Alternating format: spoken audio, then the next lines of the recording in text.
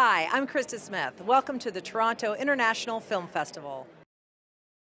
Thank you for stopping by our little Vanity Fair suite here in the middle of Toronto. And you wrote and star in and produced this movie, Felony, that I saw in Los Angeles, and it's premiering here. Interesting choice to kind of go and do that in the middle of everything, right? Like, how did that work for you? Because Zero Dark 30, I mean, it's you're on a huge kind of North American role in terms of audiences, and you decided to go back to Australia and film this movie. Well, it's been something that's been a part of my life well before any success or what have you I've had here.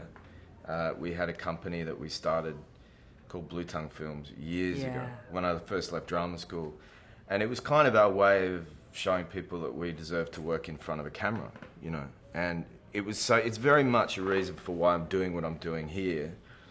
And it's something we continue to do. Now we're writing and developing a lot of projects, and now that we've made a few projects in Australia, we're now looking at developing projects in North America, and you know, movies like Animal Kingdom and Wish You Were Here, and Hesher came out of that whole stable. So we'll continue to do that, but it's nice to create some projects, and it's nice just to be an actor on other ones. Yeah, and Felony is really a very interesting film and subject matter because everyone's kind of wrong and everyone's kind of right, and which is life, right? Which is life. Which is, watching it, it depended on who held the screen, who I identified with. Great, and that was the ambition. You sympathize with every single person's position. Yeah.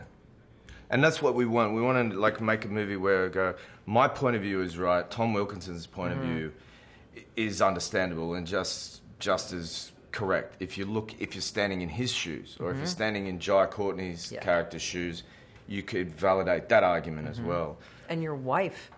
Even my wife. I mean, that you understand where her decisions come from too. Yeah, and you know, asking this question of if you did something really terrible, really bad, and no one was there to witness it, can you promise me that you would do the right thing? And I don't know that, as much as everybody would say yes, I promise that I would, I don't know that you can say that with any absolute certainty unless you've walked in those shoes. Well, also doing something really bad by accident, not setting out to do something with zero premeditation. Circumstances allow for things to happen that perhaps earlier decisions would have made, maybe that wouldn't have happened, but it presents you and you know, drops you right in there. We love this idea, or you know, what I wanted to really explore as well is like what punishment fits what crime. You know, I go and I hit this child, and I help the child, but I lie about who hit him. I say I found him. I didn't hit him. It's a lie of omission. Yeah. That's all. And the question then, you know, one of the ethical battles in the film is like, what punishment do I deserve? And if you have a serious conscience, is that punishment enough? Who deals out the punishment and who deals out the forgiveness? Well, you're great to watch on screen. Thank you very much. Super talented. Always different. It was great. Thank you so much for coming in.